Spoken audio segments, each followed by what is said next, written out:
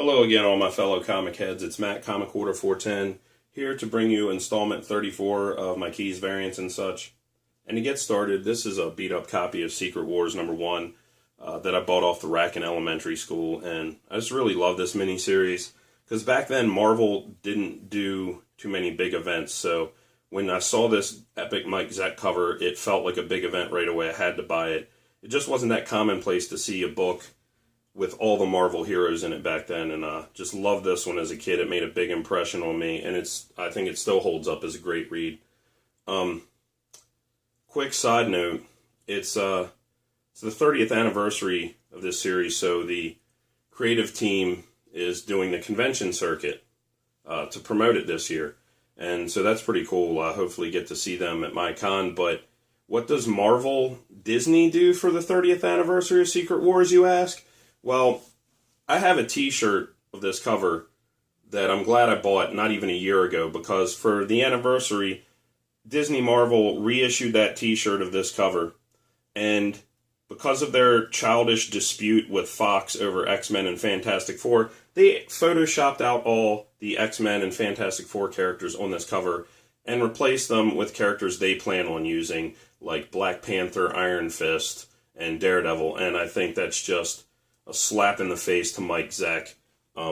Whoever's making the calls to do this at the top of Disney Marvel doesn't respect the history of comics, doesn't respect this series' importance and this cover's importance. I think it's one of the most important covers in the Bronze Age and modern age as far as Marvel goes. And they're just being childish and petulant, and I think they're upsetting some fans with the way they're handling this. And if they don't respect Mike Zeck, who are they going to respect? So, not too happy with the executives at Disney for the way they're handling this. This is Secret Wars 2, another Mike Zeck cover. I need to upgrade this copy someday. Number 3. And I believe, with number 4, Bob Layton took over on covers for a little bit. And I really like this cover of the Hulk beasting out and saving all the heroes. Issue 5 of Secret Wars. Number 6, cover of all the villains from Secret Wars by Bob Layton. Really like that one.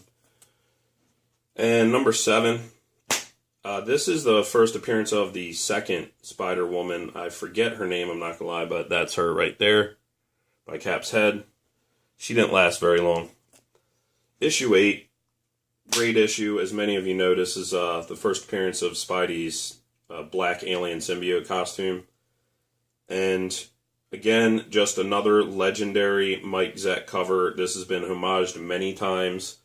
And again, Disney Marvel issued a t-shirt of this for the anniversary. And of course, they photoshopped out the Fantastic Four and X-Men characters, and it's just ridiculous. But very glad to have this. This is not only a nice copy, but the colors are really bright, almost like they had just changed the ink before they printed that one. There's Secret Wars number 9.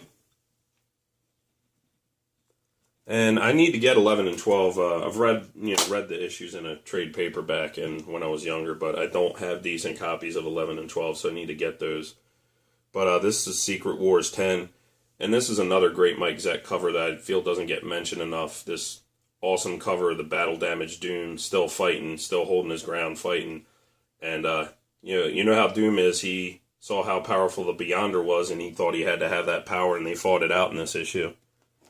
So, showed this a month or two ago when I picked it up. This is the 30-cent test cover to Marvel Spotlight 29, and it's a pretty nice copy. I'm very happy to have this book. And just a great Moon Knight cover, by the great Jack Kirby, inked by Al Milgrom. That's a good one.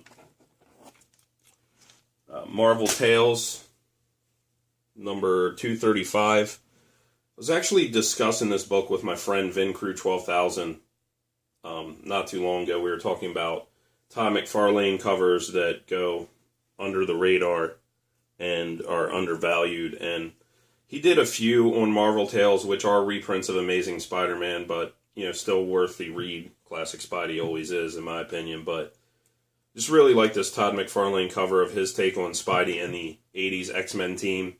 And you can probably find this book in dollar bins. Very undervalued in my opinion. Marvel Team Up was a series I really liked as a kid, and I need to try to start putting together a run of it. When I was a kid on limited allowance and could only pick up a limited amount of comics every month, I loved Marvel Team Up and Marvel 2-in-1 because you had Spidey and a Thing and a different guest star every month. And I really liked that. I thought it was a lot of bang for my buck as a kid, and not only that, it was a way for me to learn about more different characters in the Marvel Universe. So I really like this series. Number 5 is the earliest issue I own, unfortunately, but this copy's not in the best shape, but I got this at a yard sale as a kid for like 50 cents or something. It was under $1, definitely. Marvel Team Up 44, and this is the 30-cent test cover to it, with this great Gil Kane cover. It says guest stars galore. It's got a Spidey, Moondragon, Doctor Doom, and Vision and Scarlet Witch. So that's what I mean. They give you a lot of bang for your buck in this series. Very happy to have this. This is a really nice copy of the 30-cent test variant to Marvel Team Up 46. This great Deathlock and Spidey cover by Rich Buckler. Another issue of Marvel Team Up I really like, issue 74, where Spidey teams up with the original SNL cast with Bill Murray, Dan Aykroyd, John Belushi. So, very happy to have that. Samurai Delicatessen on the front. Hulk did star in a couple issues of Marvel Team Up, and this certainly isn't a key, but really liked this issue as a kid. Hulk and Kazar fighting MODOK. And I believe that's an Al Milgrom cover. Really liked that issue as a kid. And somebody else showed this issue, and I apologize because I can't remember who said it, but I agreed 100% with what they said.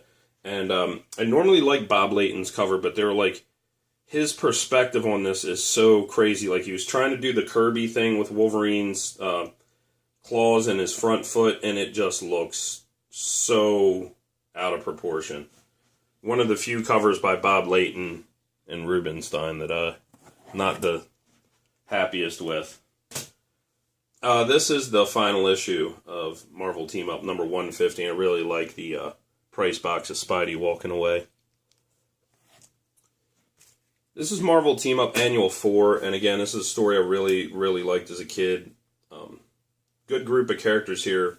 Made me realize how powerful the Purple Man was this issue, and you got Spidey, Moon Knight, Daredevil, and Power Man and Iron Fist teaming up against him. This issue has a great cover here by Frank Miller, which, drew me in right away, and then the interiors were by the late, great Herb Trimpe, so love that issue. This is the next volume of Marvel Team Up, and I've showed these before. I think this is a very undervalued series that often goes overlooked. The entire 25-issue run was written by Walking Dead creator Robert Kirkman, and this is issue 1 with a Scott Kolins cover. And not the biggest fan of Kolins, but do kind of like this cover he did on issue 2. Pretty cool. Marvel Team Up number 3. Number 4. Could be wrong, but I believe this is the comic that Steve Carell's reading in The 40-Year-Old Virgin. Just watched that not too long ago, so I'm pretty sure that's the issue. And Marvel Team Up number 5. Then we have another book that I think I recommend picking up. I think this book's undervalued too. This is Marvel Team Up 14. And Marvel gave Robert Kirkman permission to bring in his Image property, Invincible, which that's another great series if you haven't read it. But he brought in his Image property, Invincible, to team up with Spidey here. And not only did Marvel let him do that, they let him bring in his penciler from the Invincible series, Corey Walker. So, very cool book, and you can get that one cheap. Marvel Team Up 15. And like this issue because they brought back a lot of, obscure 80s and 90s characters that didn't really last long, like Sleepwalker, Gravity, Cloak and Dagger, Speedball, Terror Inc., and Darkhawk. So, like that issue. And this is the final issue of Kirkman's Marvel Team-Up run, issue 25. And Andy Kunn worked on this issue, who's been doing work on IDW's new Teenage Mutant Ninja Turtles book. But lots and lots of heroes in that final issue. This is Marvel the End, a 6-issue mini. And they did a lot of Marvel the End books, and some of them are really good. The Hulk was the first one, a prestige format one-shot by Dale Keown and Peter David, and that's one of my favorites. The Punisher one was great because it was by Garth Ennis and Richard Corbin. But they're all pretty good.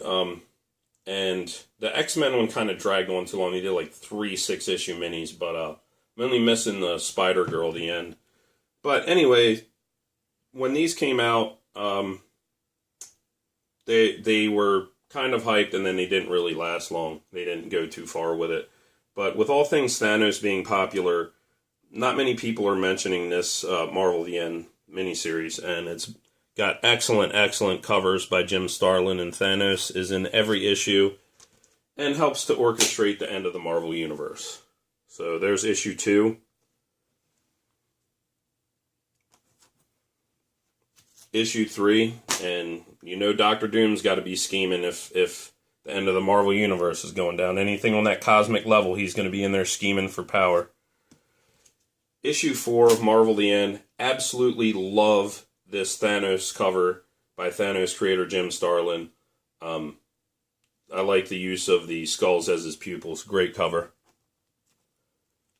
Marvel the End number 5. And Marvel the End 6. Really like this cover. Just Thanos flexing in the middle of a stark white cover. Just immediately you're like, issue 6 of Marvel the End, that white cover, you're like, oh, he obliterated everything. So, might want to check that out. I don't know what they go for now, but I haven't heard much talk about it. Next up, I don't normally talk about movie announcements like I did with the Robotech one a month or two ago. I'm excited about these movies, and I haven't heard very much mention of them in the community or on the speculator sites too much. So this one I was so stoked about, and a big thank you goes out to my friend Vin Crew 12,000. He's always on top of stuff, on top of what's going on, and he knows myself and Scott X1307 are huge Johnny Quest fans. So 2 or 3 days ago we get a group text from Mike, and he linked an article that announced a Johnny Quest live-action movie, and director attached is Robert Rodriguez, who did Desperado, From Dusk Till Dawn, Sin City, Grindhouse. So Robert Rodriguez is a big fan like myself and Scott X are, so I couldn't be happier about this movie announcement. I think that the movie's in fantastic hands with Rodriguez, and I just can't wait to see it. This is Johnny Quest and the Mystery of the Lizard Men from 1964 by Gold Key. This is the only issue Gold Key did. It's the first Johnny Quest comic that was ever published, and the only Johnny Quest comic published until the 80s when Comico did a series. But this book isn't exactly cheap, but if you're a fan at all, I recommend picking it up. Great book. And there's not much Johnny Quest to collect, so I've showed this Comico series many times. I highly recommend it. You can get, at least you could, as of a couple days ago, get these books cheap. I found a lot of them in dollar bins, including number 1. Doug Wildey did the lion's shares of the covers on Comico Johnny Quest, but so many people who were fans of this worked on it, and so you had great creators contributing. Steve Rude did interiors. Ken Steacy did covers and interiors. Adam Kubert did a cover and some interiors. Murphy Anderson worked on it. Wendy Peeney, co-creator of ElfQuest. The late, great Dave Stevens, Carmine Infantino, Tim Truman, Bill Sienkiewicz. I mean, the list goes on and on. This is a really great little series that may start to see some action because of this movie announcement. So, again, big thank you to my friend Vin Crew 12,000 for that information. Next up, Fox has announced they're rebooting the League of Extraordinary Gentlemen movie franchise, and they're pretending the first movie didn't exist. With that taken into account, plus the fact that if those of you that read it know, it'd be harder to do the later volumes of League of Extraordinary Gentlemen without doing the first two first. So, most likely they're going to adapt either the first miniseries, and this is League of Extraordinary Gentlemen Volume 1, or the second miniseries, which I kind of hope for. This will not fall. Sorry. Which I kind of hope for, because this was a great read, and this is the League fighting off the alien invasion from H.G. Wells' War of the Worlds. So, looking forward to that too. Hope Fox doesn't screw it up. We'll see. The last and final movie announcement, I haven't heard much talk about this either, and it was announced maybe a week ago. But, sorry, let me try to move the camera here.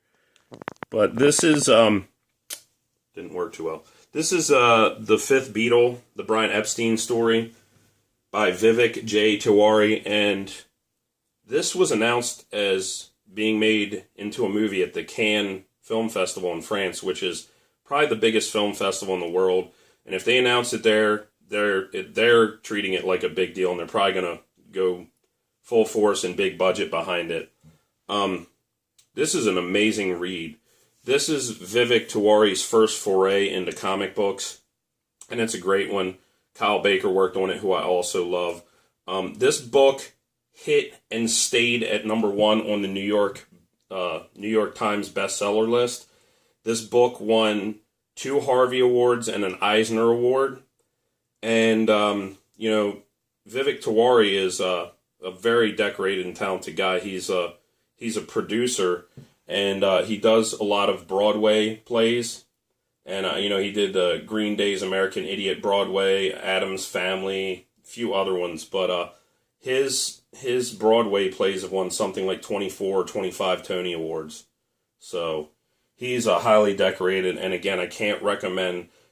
I know A.G. Surfer, Hippie, and a lot of you others are Beatles fans. If you're a Beatles fan, this is a must-read. And it came out in hardcover graphic novel. This is the first edition. This is the one you want to pick up. So highly recommend this book. It's excellent. And hopefully the movie will be excellent as well. I think it has potential because the story is strong, and it sounds like they're putting a big budget behind it. We'll see who's going to direct. But everyone, thank you as always for taking the time to stop by. I always appreciate it. Take care of yourselves, take care of each other, and enjoy your comics.